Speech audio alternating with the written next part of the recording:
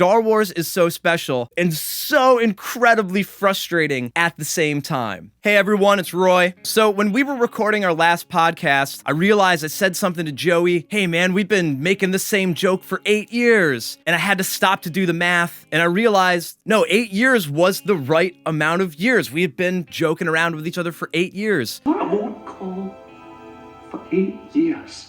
And it made me start to think and realize like how long everything else in my life has been. I'm 30 years old now. I've been around a while, and I've been a Star Wars fan for a long portion of that time. Almost that entire amount of time. The 1997 special editions, I went to see those in the theater as like a 7 or 8 year old kid. I might have seen Star Wars on TV before then, I'm sure, or referenced in like The Simpsons or something, but that was the first theater experience for me. The soundtrack, the music is obviously awesome, and I was just starting to take piano lessons at that time. Literally, I can show you this.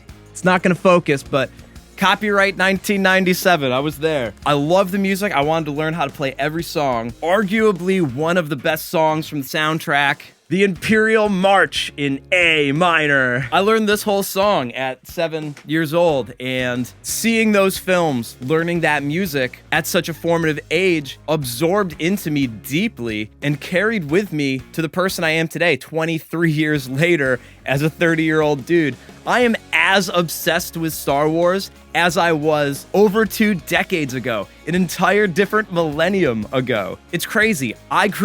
We grew up with Star Wars, from films to TV shows to comic books, toys, video games. Did I say video games already? All of this stuff that we have been fed from the Star Wars universe, we consumed as children and we're still digesting today as adults. I just think that is so special. Star Wars is so special and so incredibly frustrating at the same time. Star Wars is not, in fact, 40 years old. It may have come out in 1977 with this new resurgence of films and shows and whatnot. Star Wars is in its rebellious teenage years. It does not care about you. It does not care about the law. It does not want to listen to its parents. Star Wars just wants to run away and figure out its own path. It doesn't know where it's going to wind up in a few years. Now, we get wrapped up in judging Star Wars by our childhood. This is what Star Wars is. It's supposed to be this. It means this to me. I think that's all valid, but of course, it's going to evolve. Like,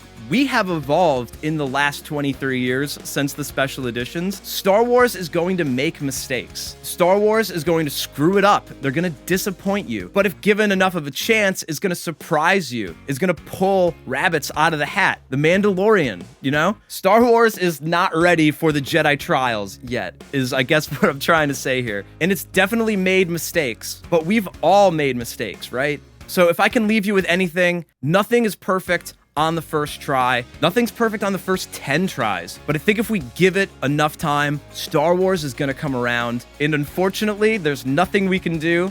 We just have to wait for Star Wars to grow up. All right, let's see if I can remember how to do this.